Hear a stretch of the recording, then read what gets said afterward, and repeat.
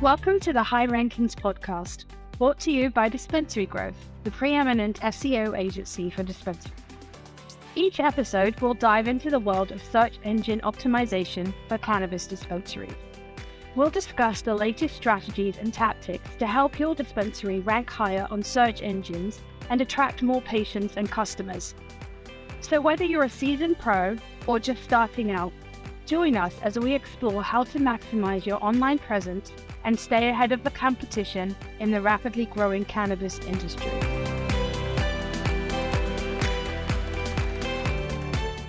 Hello, welcome back to another episode of High Rankings podcast.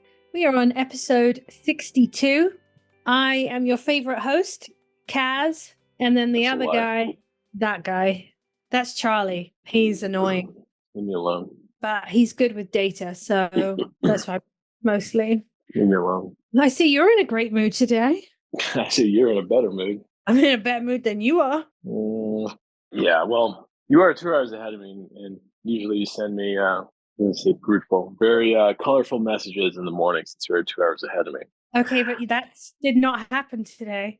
I did not send you a message. Surprisingly. In fact, you messaged me at 11 and said, "Can you not?"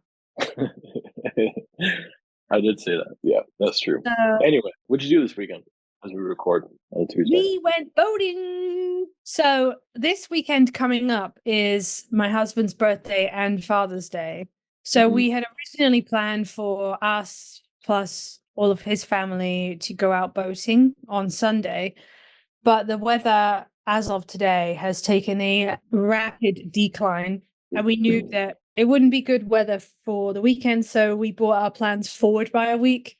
So there was I don't know, it's 13 of us or something, 12, 13 of us that all went out. And we found a little sandbar type thing, and we just laid there. We anchored up there and we went floating. And it was cool. Even Joe's grandma is almost 91, and he was with us, and she got in the water and was on a float and floating around. Yeah, it was a really nice day.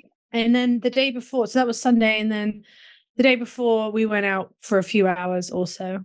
And that's really pretty much all we did, because we knew it was going to be the last weekend we had together for a while, because this weekend coming up obviously is a washout. And then the weekend after that, I won't be in town. And then the weekend after that, we have family in town, but also my friend's birthday.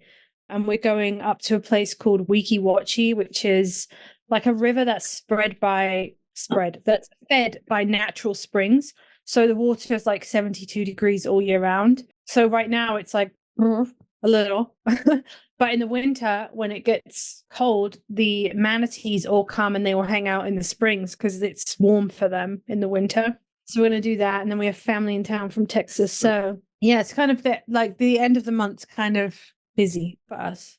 We have, June is definitely a busy month. My nephew and niece are in Scottsdale. My niece lives there. So my nephew and sister flew out to go visit them. They went skydiving this past Saturday. That's crazy. It's pretty wild. Yeah. So my nephew's getting me GoPro footage of it. And I talked to my girlfriend, and she said, "No, absolutely fucking not. I would not do that." And I said, "I would probably do it. Just something I've always wanted to do." I've gone bungee jumping when I was in Whistler. That was a lot of fun. It's terrifying, but yes, skydiving is holy fuck. That would be so scary. So which is why I want to do it. Pardon me. I would rather, just because I'm so terrified of the ocean. It's it's like a thing, like a phobia. I'm so fucking scared of the ocean. I would rather go skydiving. If I had to pick, I'd do one or the other. No question. I would rather go skydiving. Ocean is fucking terrifying. I'm literally in the Gulf of Mexico every weekend, and there's nothing terrifying about it. But skydiving, it's so scary. I legitimately think that I would literally, not figuratively, literally shit myself if I had to go skydiving. I just don't think, sometimes I haven't been on a roller coaster in a long time because, with my migraines and stuff, I really can't. But do you ever have the phenomenon that, when you're queuing for a roller coaster, the closer you get to it being your turn, the more you have to pee? I think it's just you know what? I've not been on a roller coaster in so long. We actually, our girlfriend and I talked about this recently, that we're going to go to Elitch Gardens or like Six Flags or whatever it is pretty soon. But I do not. It's been years since I've been at roller coasters, so no, I do not remember that. Too, but So like that's a thing. Yeah, like the closer you get, the more you got to pee. I think I would quite literally shit myself. But so I'm with your girlfriend. Like, there's no way, not a chance in hell. My husband has in fact done skydiving. I think he did it with his dad years and years and years ago. And do you know what my husband said about skydiving? He said it was boring. And I was like, you are literally the only human being that I ever imagine think it's boring. And he's like, well, like the anticipation is there. And then he's like, and then you jump out the plane. And then once you jump out the plane, it's just, okay. Just drive home. Like, off I go. I was like, I legitimately think there's something wrong with you if you would consider it boring, because the rest of us who have never done it or who would be doing it for the first time would be anything but bored. So yeah, props to your own nephew, because there's absolutely no way, not a chance in hell. Yeah, I think that was pretty wild. Good for him, and get out of the way when you're young. But yeah, the ocean's just terrible. Like, you tell me, like, you're gonna go boating. And of course, I've been on the boat with you a couple times. I know. I was gonna say. I don't know. They're so fucking scary to me. And there's like, and I see videos sometimes. I don't have TikTok, but of like YouTube Shorts, and people just like floating around in the like underwater, and they turn to their left, and there's a fucking whale next to them or something, or like some kind of it just freaks me out. It just. But like where we go, I just sent you a video, Sunday or yesterday, of dolphins. Like where we go, we are in like. That would be pretty cool, though. Like just to hang out, though. I'm not talking about fishing, because I don't give two shits about fishing, and my husband does that by himself. But where we go to hang out, we are literally in 6 feet of water, if that. And you can that's fine. It's crystal clear. You can see right to the sand at the bottom. Like, so I think for that you would be all right. I think if you were where you couldn't see to the bottom, I think you would not be okay. Yeah, that's where things get dicey. Sketchy. Yeah, get messy. That's just not my thing. I would do it just because purely on the fact that it scares the hell out of me. And we're jumping off the boat, but also we were in shallow water then too. You could see right to the bottom. So I will note also that I did win that diving contest when I was jumping off the boat. So shocking. I think I have pictures of that. I don't recall you winning, but if you say you won, of course not. Yeah. You can come visit and we'll take you out, and then you'll be fine. All right, I'll have to keep my glory. So yeah, nephew did that. That was Saturday. Friday night, we went out to dinner. Favorite steakhouse here in Denver called Chop House. That's a cool spot. There's a big bachelor party going on next to us. We had a booth, big bachelor party, probably like 12 dudes. It was funny. I bought them a drink. He was in town from Oregon. Groom comes by, sits next to me in the booth. He's crippled already. Like, he's already completely bundled. Maybe I shouldn't have bought him a drink, but chatted with him for a bit. He's, like I said, out of town. I was like, yo, dude, like, just a heads up, you're a mile high altitude right now. Like, this will literally hit you different. So just a heads up. He's like, no, dude, I'm fine. I'm not as drunk as I am. All right. So he's fine. So when we walked out, he's like face down on his plate. It really does, though. Like, speaking no question, coming from sea level, it really does like smack you in the face. That, and like the first time I went out anywhere like high elevating, it was Utah, and we went on a hike, and I was like, oh, I got this, like whatever. No, I didn't in fact have it. Yeah. Nope. That's a no.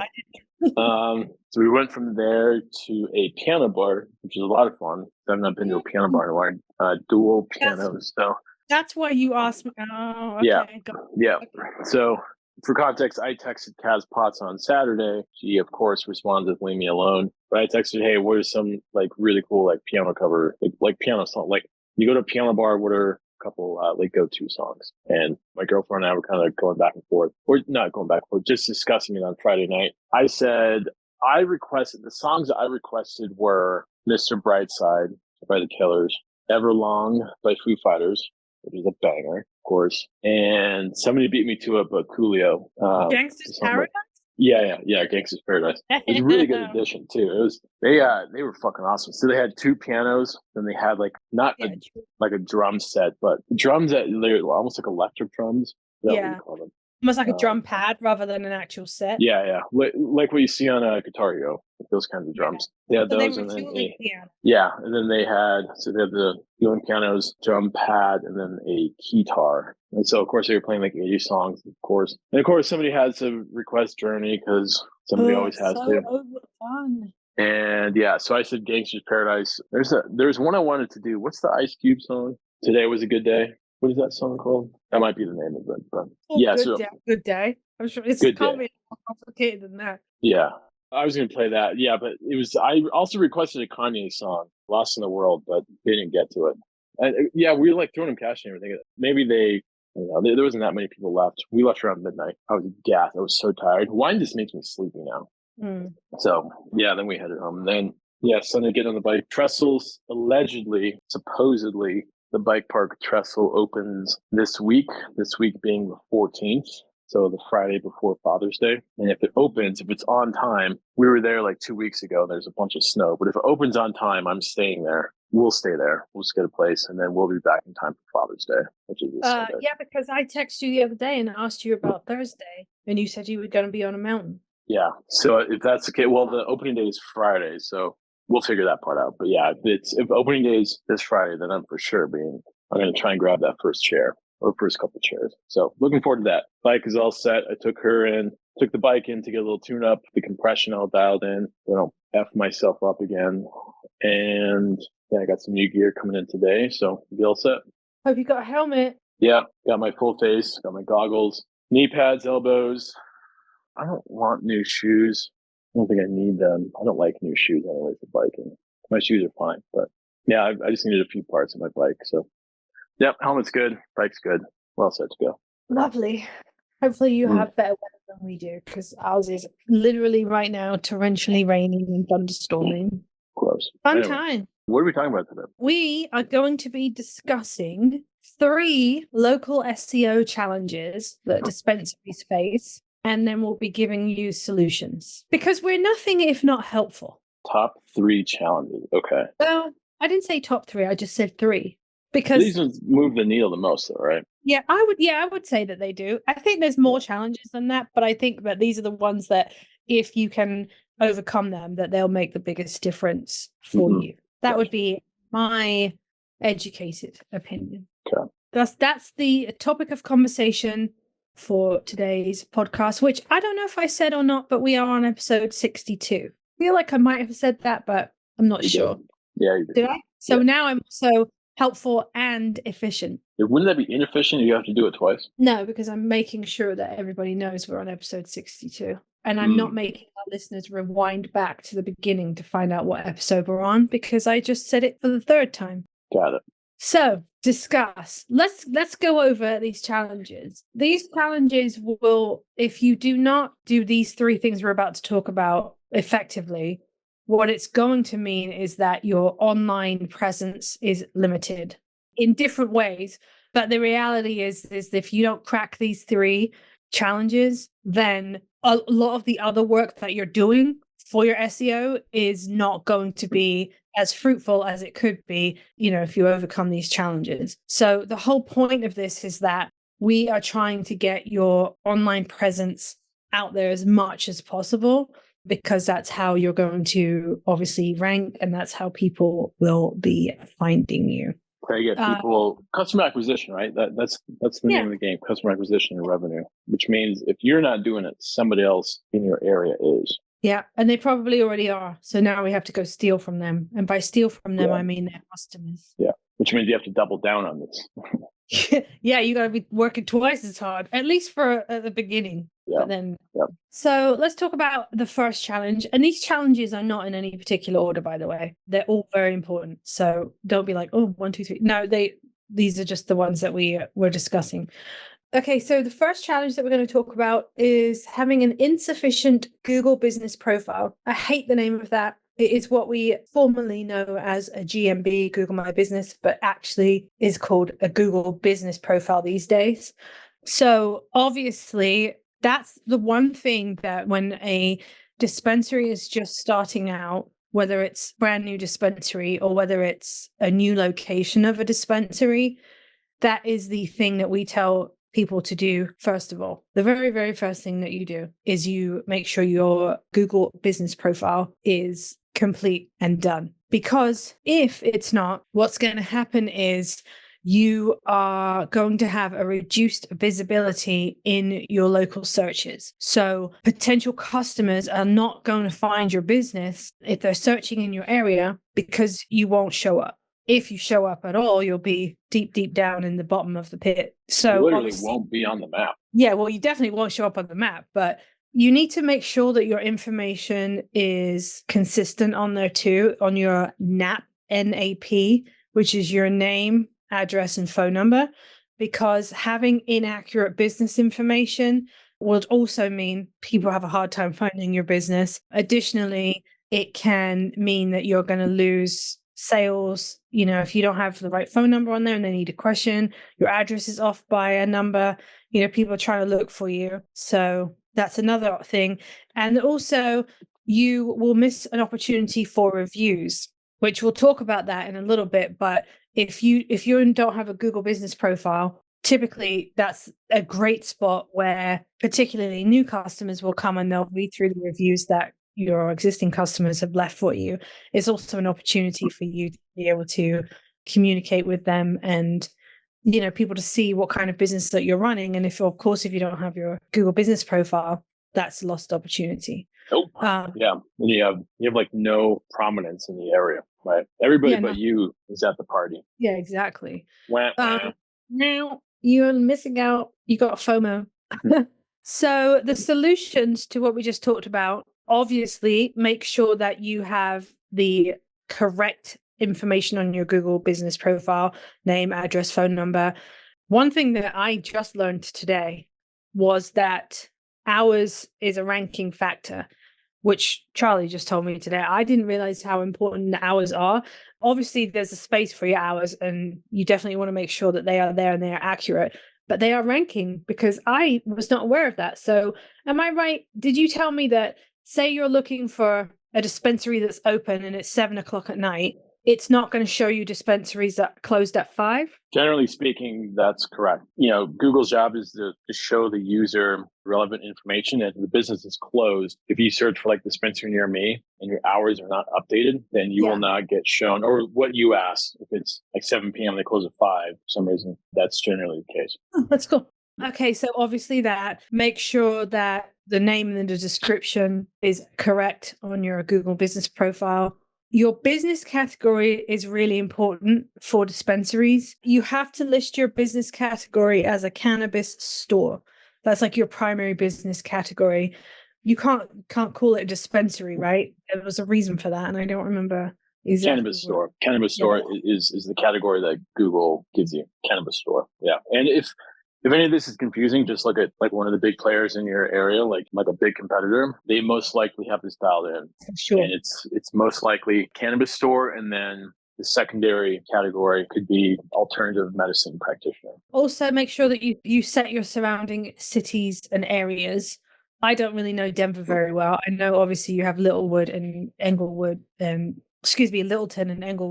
Like here, for example, if we used the Metro Tampa Bay area, we would have Tampa, Carrollwood, South Tampa, maybe you could go over to like Clearwater. So like those kind of areas, make sure you set your local cities as like neighborhood type places as well, because obviously people are not necessarily going to be in Denver proper when they're searching, but they could be in like Littleton or somewhere like that. So yeah, so like if you search for like sour diesel strain, for example, sour diesel strain, and you're in Littleton, it would be nice to pop up as a Denver proper dispensary with a product search and a location query like that. If you're optimized, you should pop up. Generally, it's 3 miles, generally speaking, 3 miles distance. But yeah, those are very bottom of the funnel searches with somebody ready to buy. And if that dispensary has their GMB and this website and SEO optimized, they'll pop up. Also, make sure that you have your local landing page URL and the website URL on your Google business profile. Include any social media profiles, include any images and videos. Make sure that you are responding to any reviews, whether they are positive or negative, because the engagement is big time important. and just consistently make sure that you're checking on those reviews.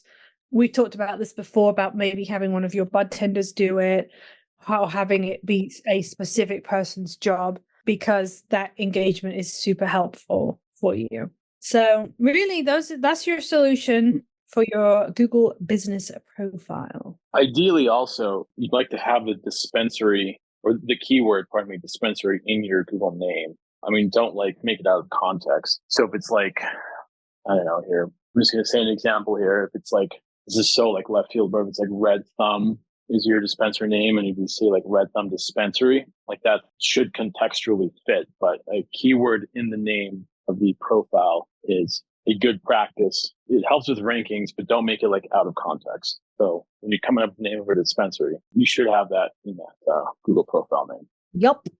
And it should fit. Again, contextually it should fit. Right. Don't name it if it doesn't make any sense. All right. What's our next challenge? So we were talking about this offline of okay, us looking at websites, with local SEO. Okay, what's the biggest thing? It's one of the biggest things is getting listed on the Google map. And then it's relevance, prominence, dominance. Those three ranking factors or pillars, I guess you could say. Part of that is the proper website hierarchy and architecture. And what we mean by that is, as opposed to the wrong way to do it would be www.dispensary/Denver-dispensary-near-me.com and then www.dispensary.com/Englewood-dispensary-near-me, a very flat website architecture. And we're getting a little technical here. So the proper way to do that is www.dispensary.com/Colorado/Denver-dispensary. And then the other example would be www.dispensary.com/Colorado/Englewood-dispensary. So think about a filing cabinet.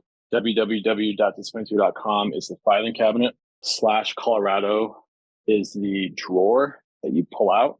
And then /Denver is the file, the paper that you pull out. So you want everything categorized. It's called slugs or taxonomy, without getting too technical. It's called a slug with proper hierarchy. So on that parent page of Colorado, you want Colorado content, when did Colorado go rec?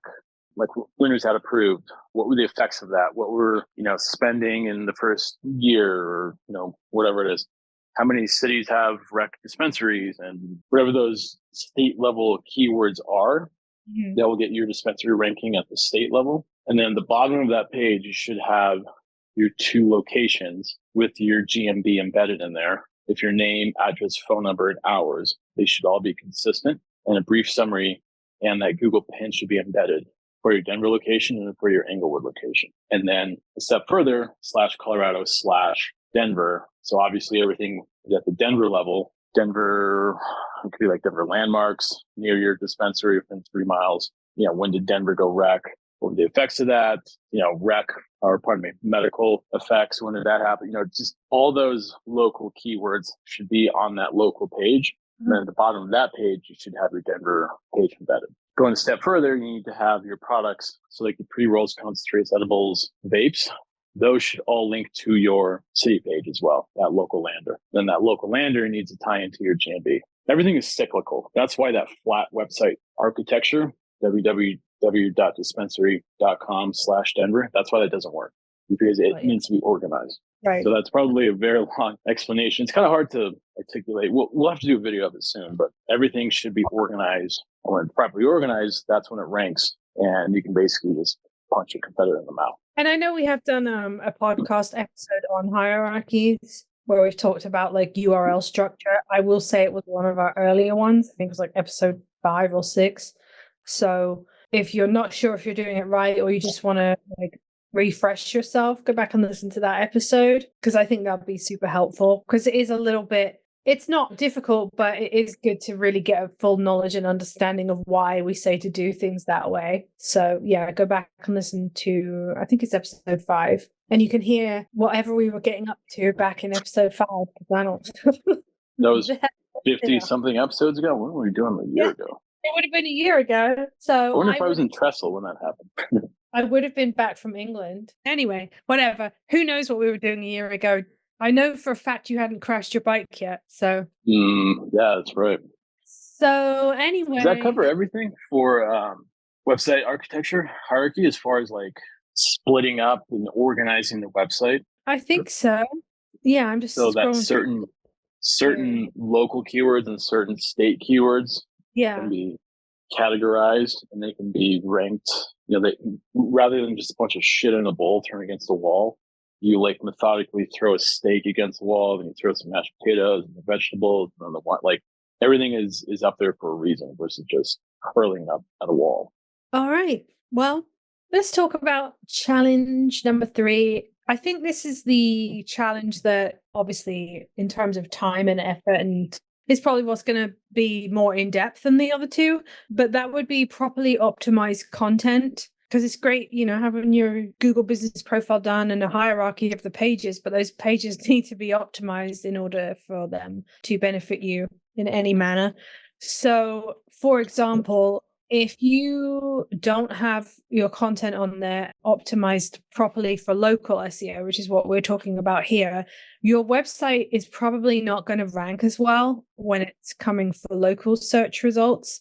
And also, additionally, your competitors who traffic you're trying to steal, if they have their pages and content optimized better than you do, well, guess who's going to get most of the search traffic on a local search? It's not going to be you. It's going to be your competitor. That's a big incentive as to why, is because the name of the game out here is that you're trying to steal their organic traffic. And so obviously you want to be doing what they're doing, but you want to be doing it better because they're trying to do what you're doing better. That's literally what's happening here constantly. So definitely that's a big one. You also want to make sure that you have a lot of local relevance in your content. You need to specifically cater to your local community. Things on your pages need to make sense for your audience. And if your audience are local, then the information or the content on those pages also needs to be local. Now, there is a time and a place for like national content, obviously, but we're specifically talking about local SEO today. So that's a big one. You want good user engagement. Excuse me, my brain is not working. So your content, if it's optimized properly for a local search for the intent of which they're searching, then your click-through rates should be good. Because if you have lower click-through rates, then that means that your audience is not going anywhere else. They are not interested in whatever it is that you are giving them, which means you're losing customers. Same with your bounce rates, right? You don't want a high bounce rate because that means they're not staying on your website long enough for them to really be taking in the information that you're giving them, which would indicate that the information you're giving them is not what they're looking for. So that, again, is going to lead to higher bounce rates. And for people like Charlie who love data, that's what they look at. They are going to look at your click-through rates and your bounce rates. And they're going to be like, we're not doing our customers a good service here because we're not giving them what they want. Because if we were, they would be staying, and they're not. You can make very insightful decisions based on data. Like you said, like I think click-through rate is very key. And when you have your content dialed in at the local level, so like what can you buy at XX dispensary in Denver, for example, and then also on that Denver lander, which again is tied into your local GMB, you should have categorized products on there that tie into your iframeless, again, iframeless menu provider. So it can be like flour, pre-rolls, gummies. So when you click on, there should be a box or a section that says pre-rolls. And when you click on buy now, it takes you to a pre-selected portion of your menu that's only Denver pre-rolls.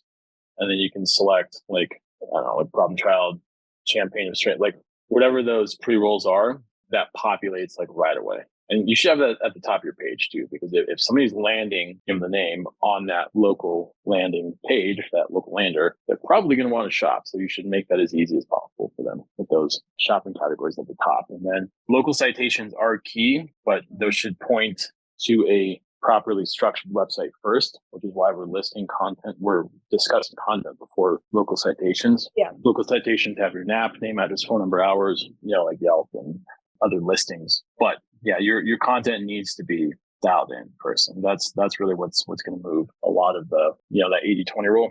That's what's going to move the needle the most.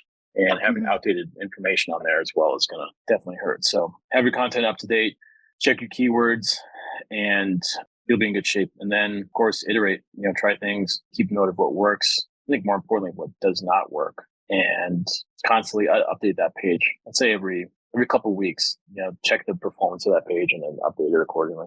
Check the data, right? And I do think it's really important to stress the value of local keywords over like national keywords.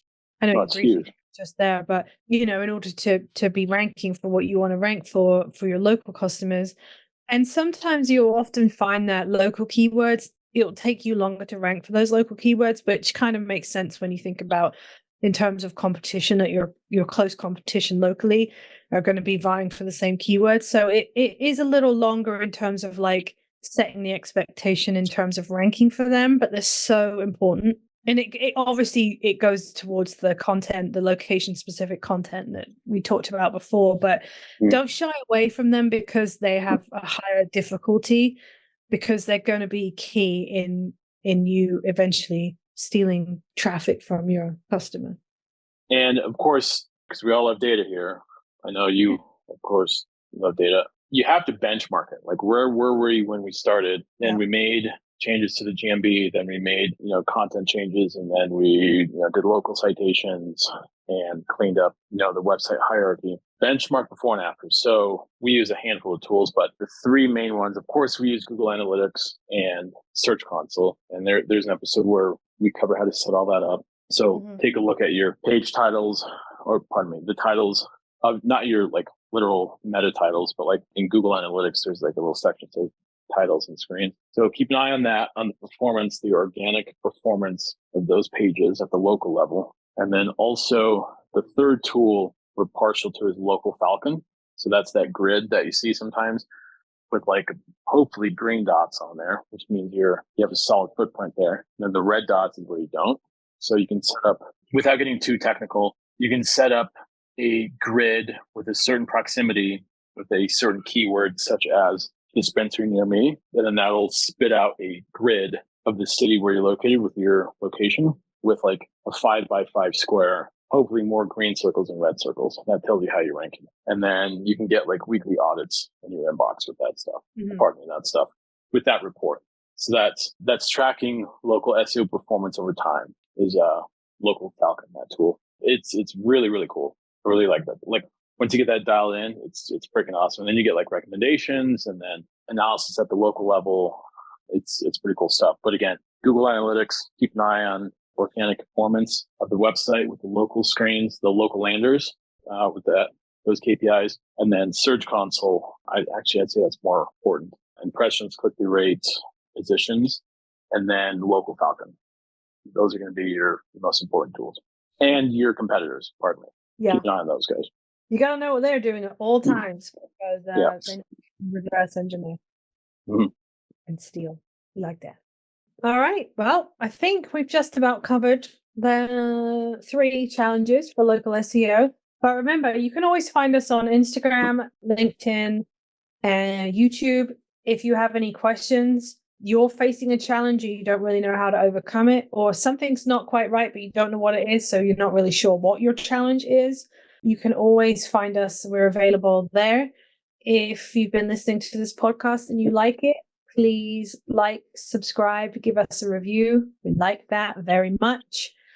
And I think that's it for now. We'll be back with another episode shortly, if I don't get swept away by all this rain, and if Charlie doesn't break something whilst he is breaking. Oh, that's right. Peace. See you next time. Bye-bye. And that's a wrap for today's episode of the High Rankings podcast, brought to you by Dispensary-Growth, the preeminent SEO agency for dispensaries. Thank you for tuning in. We hope you found value in the insight and the tips we shared. If you did, please hit that subscribe button. And if you're feeling super generous, we would love it if you left us a review. If there's a specific topic you'd like us to cover in a future episode, or if you have any questions, you can go ahead and find us on LinkedIn or YouTube. We'll see you next time.